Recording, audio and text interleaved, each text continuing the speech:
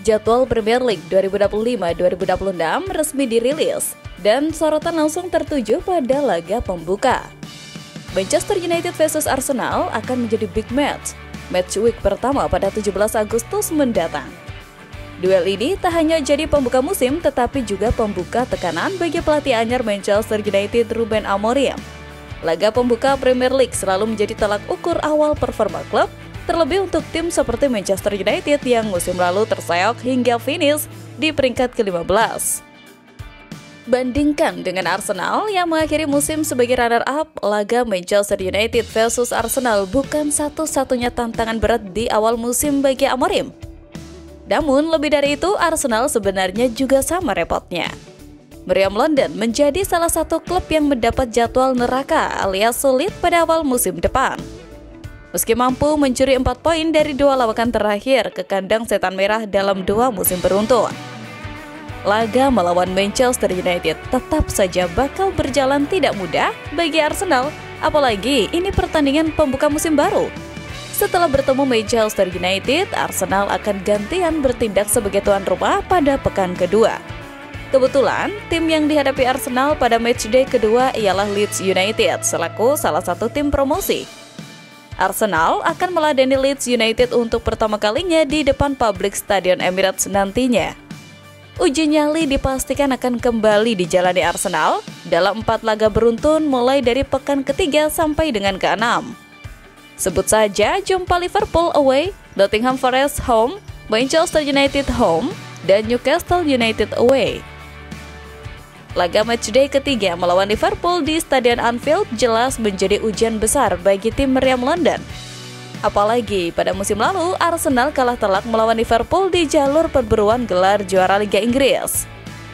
Maka laga ini akan menjadi momen pembuktian Arsenal jika mereka bisa merebut gelar dari tangan Liverpool.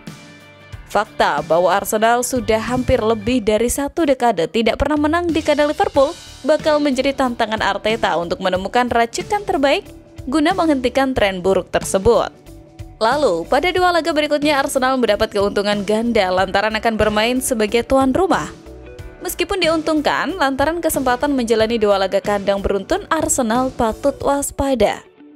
Hal ini karena 2 tim tamu yang dihadapi Arsenal pada periode tersebut, Nottingham Forest dan Manchester City. Setelahnya, laga tak kalah berat akan dilakoni Arsenal dengan bertandang ke kandang Newcastle United di pekan ke-6. Melihat 6 laga pertama tersebut, tak salah jika Arsenal dianggap punya jadwal sulit ketimbang klub lainnya. Langsung bertemu tim-tim sulit, otomatis membuat Arsenal dipaksa langsung tancap gas sejak awal musim.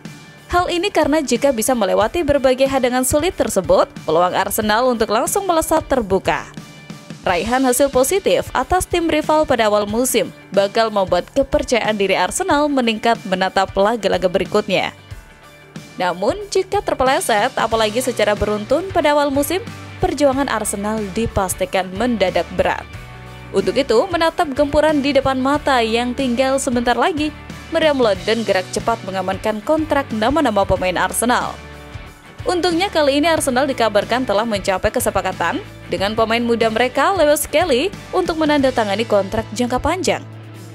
Kabar ini dilaporkan oleh jurnalis sepak bola ternama Fabrizio Romano yang menyebutkan bahwa meski belum resmi diumumkan, kesepakatan antara pemain dan klub sudah tercapai.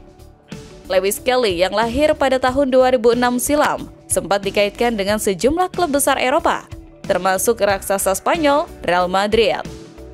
Namun, rumor tersebut tampaknya akan segera mereda seiring dengan komitmen sang pemain untuk bertahan di Emirates Stadium. Produk Akademi Arsenal ini dianggap sebagai salah satu talenta paling menjanjikan dalam skuad muda The Gunners. Manajer Arsenal, Mikel Arteta pun tidak ingin kehilangan pemain yang baru tampil impresif musim lalu. Meski belum pernah tampil di Premier League sebelumnya, Lewis Kelly mencatatkan 23 penampilan di Liga musim lalu, termasuk 15 kali sebagai starter. Kontribusinya pun tidak terbatas di Liga Domestik. Ia juga menjadi bagian penting dari perjalanan Arsenal di Liga Champions hingga babak semifinal. Hingga saat ini, detail kontrak baru yang akan ditandatangani belum diumumkan. Namun diyakini bahwa kontrak tersebut akan mencangkup penyesuaian besar dalam hal durasi dan gaji Mengingat statusnya kini sebagai pemain inti meskipun baru akan berusia 18 tahun pada September mendatang. Langkah ini menunjukkan keseriusan Arsenal dalam mengamankan aset muda mereka dari incaran klub-klub elit Eropa lainnya. Arteta dan manajemen klub tampaknya melihat Lewis Kelly sebagai bagian dari proyek jangka panjang mereka. Namun, tantangan berat kembali menghampiri Miriam London. Pasalnya, di tengah derasnya spekulasi bursa transfer musim panas, nama Benjamin Sesko tak henti jadi buah bibir. Tak seperti membalikkan telapak tangan, transfer ini terbilang benar-benar sangat rumit. Namun, kabar terbaru dari sang agen justru menenangkan spekulasi yang beredar luas di media sosial. Elvis Besanovic, agen dari Benjamin Sesko, akhirnya angkat bicara.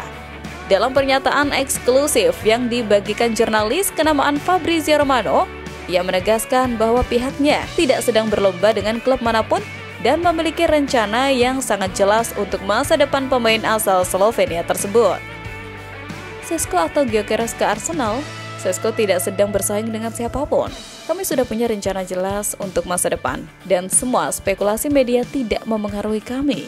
Sesko bukan hanya striker, dia adalah striker spesial, tegasnya.